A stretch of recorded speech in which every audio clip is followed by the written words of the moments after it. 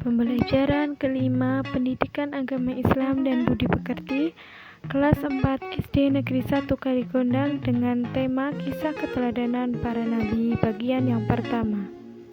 Assalamualaikum warahmatullahi wabarakatuh. Sebelum kita memulai pembelajaran, marilah kita membaca basmalah terlebih dahulu. Bismillahirrahmanirrahim. Tujuan pembelajaran hari ini yaitu yang pertama, kita meyakini adanya Rasul-Rasul Allah SWT. Lalu yang kedua, mengetahui kisah teladan dari Nabi Ayub alaihissalam. Lalu yang ketiga, menceritakan kisah keteladanan Nabi Ayub alaihissalam. Dan selanjutnya, yaitu sebagai pelajar yang soleh dan beriman, kamu pasti pernah membaca ataupun mendengar salah satu kisah dari para nabi. Setiap nabi memiliki kisahnya masing-masing. Akan tetapi pada intinya kisahnya semua nabi yaitu sama. Mereka diutus oleh Allah SWT untuk mengajarkan kepada seluruh manusia untuk beribadah hanya kepada Allah SWT dan memiliki tujuan yang sama. Agar lebih jelas lagi tentang kisah para nabi, maka pelajarilah materi berikut. Tetapi sebelum kita memasuki pembelajaran, alangkah baiknya kita mengetahui peta konsep pada tema kali ini, yaitu kisah keteladanan para nabi. Kita akan belajar tentang kisah teladan Nabi Ayub alaihissalam. Lalu pekan selanjutnya kita akan belajar tentang kisah teladan Nabi Musa. Dan selanjutnya lagi atau pekan yang ketiga kita akan belajar tentang kisah teladan Nabi Harun. Dan yang terakhir yaitu pekan terakhir kita akan belajar tentang kisah teladan Nabi Zulkifli alaihissalam. Ayo kita simak materi yang pertama, yaitu kisah teladan Nabi Ayub alaihissalam. Jadi Nabi Ayub alaihissalam adalah keturunan Nabi Ishak alaihissalam. Beliau seorang yang sangat sabar dalam menghadapi cobaan maupun dalam mendapat nikmat Allah SWT. Pada awalnya Nabi Ayub alaihissalam adalah seorang yang kaya raya. Beliau memiliki binatang ternak, tanah yang luas, dan keluarga yang saleh. Dengan kekayaannya, beliau menjadi orang yang dermawan dan banyak bersyukur kepada Allah. Jadi semasa hidupnya, Nabi Ayub diberi banyak nikmat oleh Allah, yaitu berupa kesehatan dan nikmat kebahagiaan, yaitu berupa harta yang berlimpah. Tetapi Nabi Ayub tetap selalu bersyukur kepada Allah dan mengingat Allah SWT. Tetapi setan ingin menggoda atau iblis ingin menggoda Nabi Ayub agar dia mendapat cobaan dari Allah SWT. Akan tetapi semakin lama harta beliau semakin berkurang dan habis, sehingga beliau jatuh miskin. Beliau juga diberi cobaan berupa penyakit kulit yang parah. Penyakit kulit tersebut menjadikan orang-orang dan istri juga keluarganya menjauhi Nabi Ayub, tetapi beliau tetap bersabar dalam menghadapi cobaan yang dideritanya. Istri Nabi Ayub alaihissalam bernama Rahmah juga akhirnya menjauhi Nabi Ayub alaihissalam karena godaan dari setan iblis yang terkutuk. Jadi Nabi Ayub itu terkena penyakit kulit yang amat parah yang menjalar di seluruh tubuhnya, dan hanya istri Nabi Ayub yang merawat pada saat itu.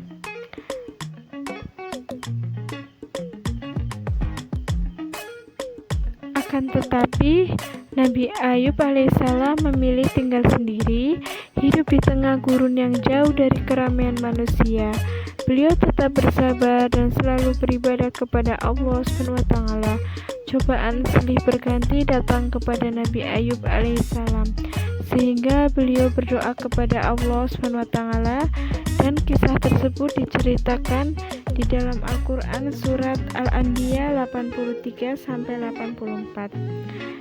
Di Quran Al-Anbiya ayat 83 yaitu yang artinya, dan sebutkanlah peristiwa Nabi Ayub ketika dia berdoa merayu kepada Tuhannya dengan berkata, sesungguhnya aku ditimpa penyakit, sedang engkaulah saja yang lebih mengasihani daripada segala yang lain. yang mengasihani. Lalu di saat itu Nabi Ayub berdoa kepada Allah. Ini adalah doa Nabi Ayub ketika sedang sakit, yaitu Bismillahirrahmanirrahim. Rabbi anni massini yadurru wa anta arhamur rahimin, yang artinya, ya Tuhanku, sesungguhnya aku telah ditimpa penyakit, dan Engkau adalah Tuhan yang Maha Penyayang di antara semua yang penyayang. Quran Surat Al-Anbiya ayat 83-84. Dan Allah akhirnya menjawab doa dari Nabi Ayub. Kondisi Nabi Ayub yang semakin lemah, suatu hari Nabi Ayub menerima petunjuk, yaitu jawaban dari Allah SWT untuk menghentakkan kakinya ke tanah. Tiba-tiba tanpa diduga, mendadak muncul air yang amat segar dan jernih. Nabi Ayub pun langsung mandi dan meminum airnya, segar dan jernih. Nabi Ayub pun setelah mandi dan minum air itu, penyakit di dalam tubuhnya seketika hilang. Kini kulitnya menjadi halus dan tampak lebih muda. Rahmah pun sampai takjub melihat keadaan Nabi Ayub yang seketika sembuh dari penyakitnya. Setelah beliau sembuh dari penyakitnya, Allah SWT mengembalikan semua yang pernah hilang dari Nabi Ayub. Istri yang dulunya meninggalkan sekarang sudah kembali, dan harta kekayaan pun ikut kembali kepada Nabi Ayub alaihissalam. Allah SWT memberikan beliau karunia anak-anak yang soleh dan solehah.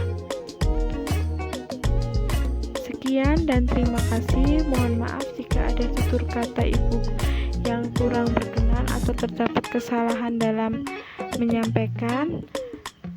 Tetap jaga kesehatan dan tetap fokus belajar, dan jangan lupa dikurangin lagi untuk bermainnya.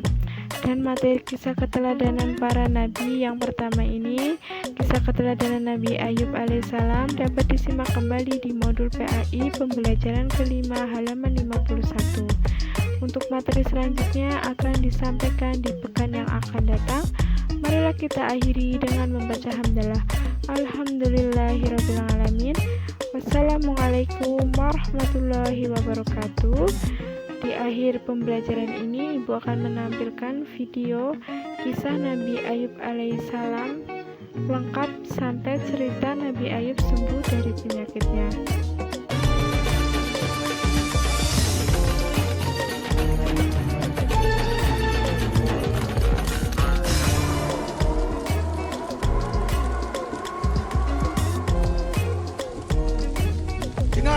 Bertahun-tahun kalian tak berdaya menggoda iman Ayub.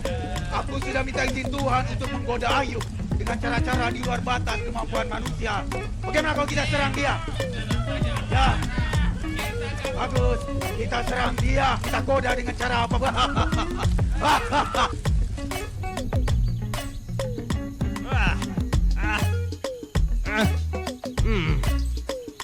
Keterlaluan.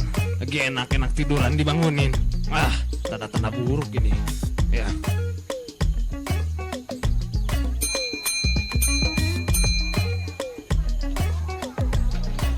Assalamualaikum. Waalaikumsalam. Bagimu Tuan Ayub, sehat dan sejahteralah Tuan sekeluarga. Salam sejahtera bagi kalian semua sahabat-sahabatku, dan kiranya rahmat Allah senantiasa hadir dalam keluarga kita semua. Dia benar-benar tangguh, sekalipun kaya tetapi dia sangat dermawan. Istri dan anak-anaknya pun termasuk orang-orang yang saleh. Tak heran, kesalehan Ayub, malaikat pun berdoa baginya dan terus menemaninya. Goda dan cobai Ayub dengan cara apapun. Bakar seluruh ternak, bakar lumbungnya dan hartanya.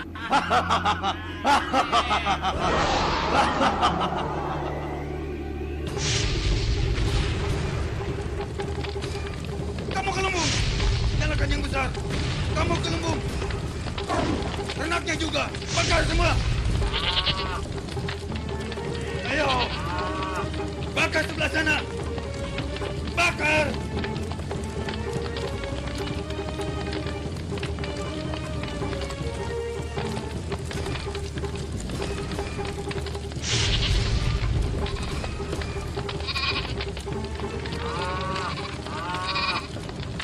Api! Kebakaran! Kebakaran! Kebakaran! Kebakaran! Apa yang kita lakukan? Innalillahi Tuanku. wa inna ilaihi rajiun. Semuanya berasal dari Allah dan akan kembali kepadanya. Keterlaluan. Hartanya ludes pun dia tetap tabah. Wah, bagaimana ini?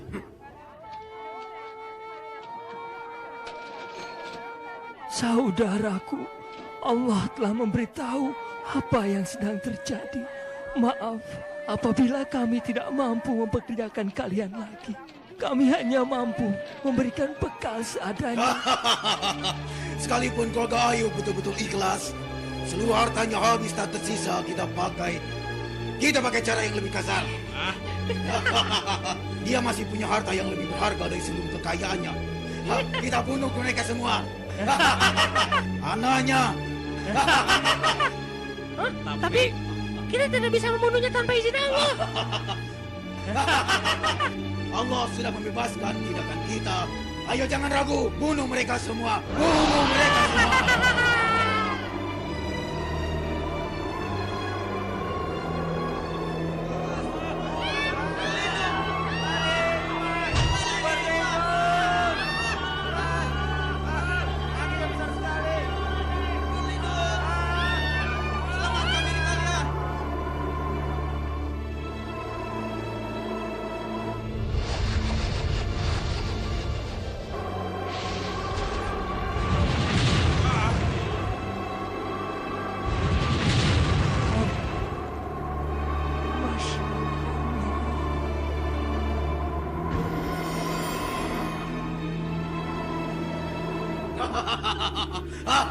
Kita menang, kita menang.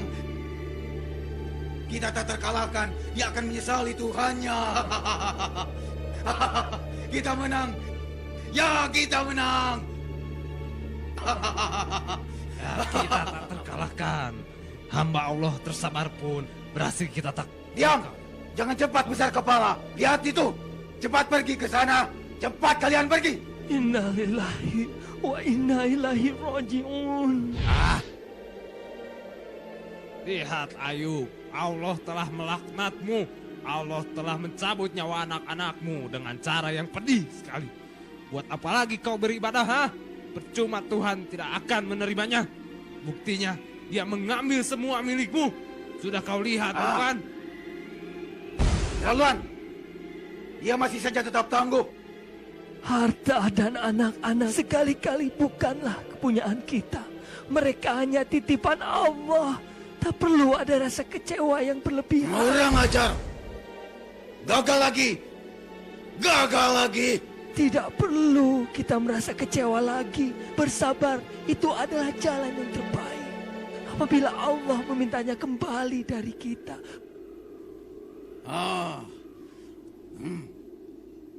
Tak ada lagi milik Ayub kecuali tubuhnya. Kalau begitu, tubuhnya lah yang harus kita serang. Ya, tubuhnya kita serang. Sebarkan bibit penyakit yang menjijikan dan menyakitkan di tubuh Ayub. Ayo, kali ini kesabaran Ayub pasti habis. Bahkan ia akan tidak mampu beribadah lagi seperti semula. Ya, serang. Alhamdulillah. Roma, istriku. Roma. Terima kasih. Suamiku Ayub. Roma, bagaimana saudara-saudara kita di sana? Bersabarlah suamiku. Insya Allah, aku termasuk orang yang sabar, istriku. Suamiku, andai engkau mau berdoa, insya Allah akan dikabulkan dan Tuhan akan menyembuhkanmu. Rama, puluhan tahun Allah memberikan kita semua kebahagiaan. Apakah pantas aku tak bersabar? Tak pantas seorang istri meninggalkan suaminya Kali ini dia yang pasti lemah tidak dan akan sanggup, miskin. bos. Lihat saja. Rahma, Lihat mereka. Rahma, kemana engkau? Apakah engkau mulai enggan merawatku dan tidak setia lagi? Sesungguhnya aku diganggu setan dengan kepayahan dan siksaan. Rahma, di mana engkau, Rahma? Aku sudah kepayahan, Rahma. Ya Allah, sesungguhnya aku diganggu setan dengan kepayahan dan siksaan. Ya Allah, istriku pun meninggalkanku ketika aku memerlukan bantuannya. Aku bersumpah untuk memukulnya 100 kali bila aku telah sembuh. Ayub, Ayub, hatamkanlah kakimu. Inilah air sejuk untuk mandi dan minum. Basuhlah seluruh tubuhmu dengan air itu. Niscaya semua penderitaanmu dari penyakit itu akan sirna.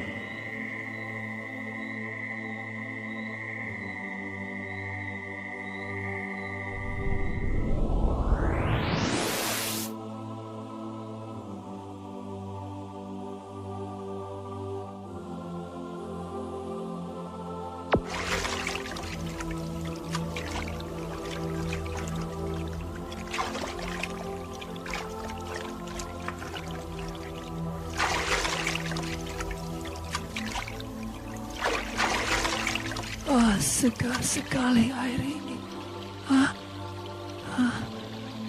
Penyakit kulitku sembuh.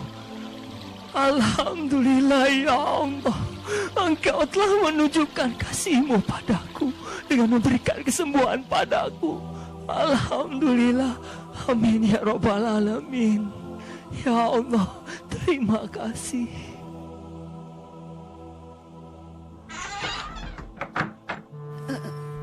Siapakah Anda? Siapa? Rahma, ini aku suamimu. Allah telah memberikan kesembuhan. Kaukah itu suamiku? Kaukah itu? Tak ada yang mustahil bagi Allah, ya Allah. yang Maha Penyayang. Alhamdulillah, Engkau telah memberikan kesembuhan. Ketika kau terlambat pulang tadi, aku sangat membutuhkan bantuanmu. Dan dalam keadaan itu aku berpikir bahwa kau sudah tidak setia lagi dan lari dariku. Karena itu aku bersumpah untuk memukulmu 100 kali bila aku telah sembuh. Lakukanlah suamiku, apabila itu memang sumpahmu.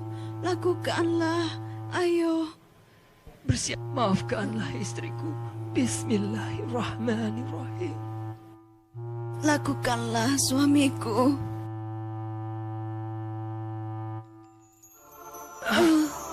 Ya Allah, dengan keagungan-Mu, ikatan yang kukumpulkan ini telah berubah menjadi rumput. Ini semua karunia Allah, istriku Rahma. Allah telah menyelamatkan kita. Sesungguhnya kami dapati engkau sebagai seorang yang sabar, dan engkau benar-benar seorang hamba yang taat kepadanya. Suamiku, suamiku, Allahu Akbar. Allah yang Maha Besar, Engkau telah anugerahkan kami dengan mengumpulkan kami kembali, aku dan keluargaku. Dan Engkau telah tambahkan kepada kami rahmat dan pelajaran. Ya Allah, jadikanlah kami termasuk orang-orang yang berfikir.